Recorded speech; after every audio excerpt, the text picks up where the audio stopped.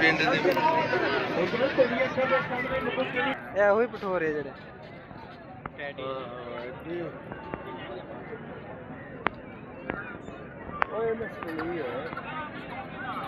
ਕਿੰਨੇ ਪੈਸੇ ਪਏ ਨੇ ਪੱਠਾ ਨੇ ਭਾਈ ਕਿੰਨੇ ਦੀਆਂ ਕਿੰਨੇ ਇੱਕ ਬੱਕਰਾ ਹੈ ਤੇ ਬਾਕੀ ਇਹ ਕਿੰਨੇ ਦੀਆਂ ਤਿੰਨ ਇਹ ਤਿੰਨ घेना 1.5 लाख चेस 1.5 लाख रुपया जी माशाल्लाह जी रहंदा ਆਪਾਂ ਕਿਹੜਾ ਵੀ ਕਿਸੇ ਨਾਲ ਕੋਈ ਲਾਲਚ ਸੀਗਾ ਆਪਾਂ ਲਈ ਉਹਦੇ ਵਾਸਤੇ ਸੀ ਉਹ ਵੇਖੀ ये तो बेचारा हाथ ही लाया तो गिर गया मैं क्या पता कितने पैसे ले लेते हाँ जी 28,000 वो खीरा ही है ना 28,000 रुपया चेक करे मजीद चीज चेक करिए हां तू किधर जाएगा मजीद चीज चेक कर हैं मशहूर है की कहंदे हो किन्ने दा ਯਾਰ ਉਹਦਾ ਵੀ ਹੈ 17-18 ਬਣਨ ਵਾਲਾ ਨਾ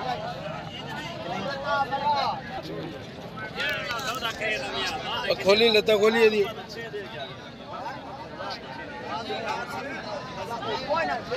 ये 28,000 रुपया ले लेगा मंगरा भाई चीज चाहिए था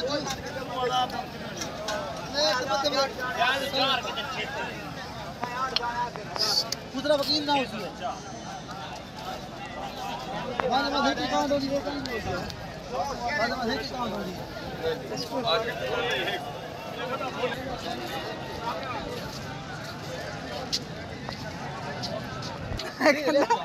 मैं क्या कहता है दोवां दा कि एक दा मैं क्या नहीं एक दा दोवां दा 47,000 रुपया उड़ने दा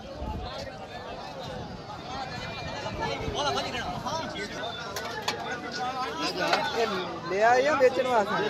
कितने पैसे दे 55,000 55,000 रुपया भाई की देंगे हो जितने लगना आज तो शुक्र है चल गए हो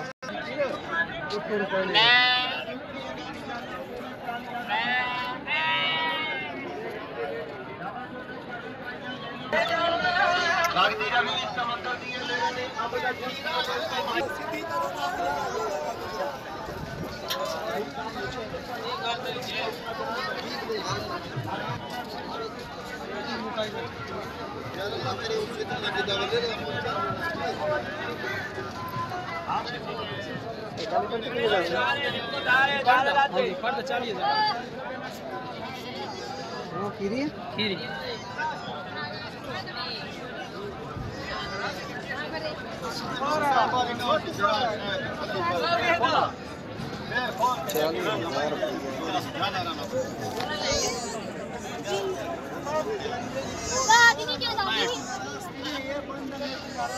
₹65,000 रुपया जी 65,000 रुपया ये पूछ ला एक दा कि दोवां दा ਜੇ ਮੈਨੂੰ ਤੋਂ ਲੱਗਿਆ ਮੈਂ ਤਾਂ ਕਹਿਣਾ ਲੈ ਫੜ ਇੱਕ ਦਾ ਭਾਈ ਨੇ ਪੁੱਛਿਆ ਸੀ 65,000 रुपया कितने है भी ना ਦੇਣੇ ਨਹੀਂ ਨਾ ये 20,000 रुपया ये 20 ਨੇ ਦੇ ਦੇ ਕੋਈ ਡਰ ਨਹੀਂ अच्छा जी 20,000 रुपया ਹੁਕਮਦਾਰ ਆ ਜੀ ਕੋਈ ਨੇੜੇ ਲੱਗ ਤੋਰੇ ਡੇਟ ਚਾ ਦਿਲੋਂ ਹੋ ਕੇ ਦੱਸੀ ਵੀ ਉਹ ਮੁੰਡੇ ਕਹਿੰਦੇ 40,000 ਰੁਪਏ ਮੁੰਡੇ 30,000 ਆਖਣ ਕੋ ਨਾਰਾਜ਼ਗੀ ਹੈ ਦੇਖ ਲੈ ਜੇ ਦਿੰਦਾ ਹੈ ਨਾਰਾਜ਼ਗੀ ਤਾਂ ਹੈ ਨਹੀਂ ਯਾਰ ਕੰਨ ਸਮਝ ਦੀ ਗੱਲ ਹੈ ਸਰ ਇਹਨਾਂ ਵਾਰੀਆਂ ਨਹੀਂ ਲਾਂਦੇ ਸੁਣ ਦੇਖਣ ਪਟੋਰੇ ਤਾਂ ਦੇਖ ਦੇਖ ਕਿਤੇ ਨਹੀਂ ਬੜਾ ਫਰਕ ਹੈ ਨਾ ਮੁੜ ਕੇ ਦੱਸ ਬੱਚੇ ਚੰਗੇ ਚੌਧਰੀ ਚਲੋ ਖਾਣਾ ਲਾਏ ਬੱਚਿਆਂ ਨੂੰ ਕਮੀ ਕੋਈ ਨਹੀਂ ਵੀ ਚਲੋ ਹੁਣ ਚੰਗੇ ਹੈ 40,000 रुपया क्या है ठीक है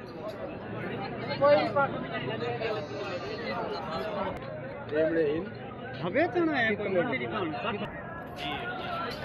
ਦੇ ਮਿਲ ਜਾਣ ਕੋਈ ਡਰ ਨਹੀਂ 45 ਦੇ ਮਿਲ ਜਾਣ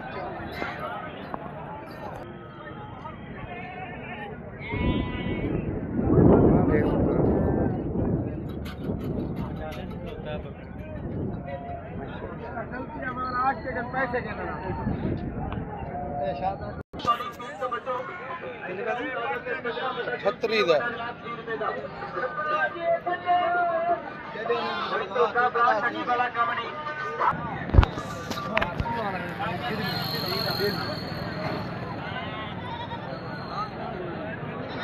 ਯਾਰ ਮੈਂ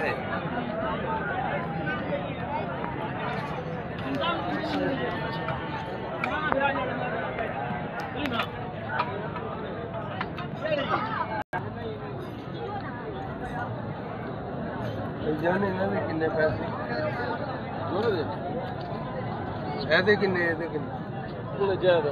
ਮੈਂ ਦੱਸੋ ਇੱਥੇ ਦੀ ਨਾ ਬੱਤੀ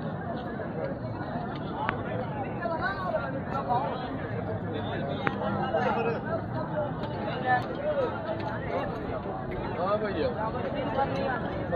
नहीं सही ले कितने पैसे ले रहे 50 भैया रेंज